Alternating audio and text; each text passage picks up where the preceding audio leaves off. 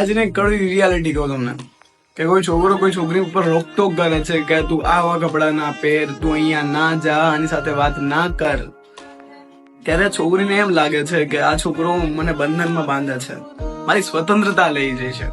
But યાર સાચે એવું નથી હોતું, કારણ કે છોકરાને ખબર હોય છે કે કયા છોકરાની નજર કઈ છોકરી ઉપર કેવી રીતે છે.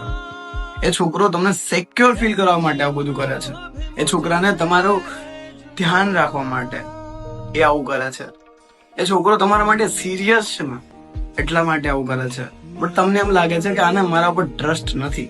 બટ ના યાર, એવું નથી હોતું. એ છોકરો તમારા ઉપર ખુદ કરતા પણ વધારે વિશ્વાસ ધરાવે છે. એ કદાચ આખી દુનિયા એને તમારા વિશે ખોટું કહેશે ને તો પણ એ ક્યારેય તમારું ખોટું નહીં વિચારી શકે, કારણ કે એ બ્લાઇન્ડ ટ્રસ્ટ કરે છે તમારા ઉપર યાર.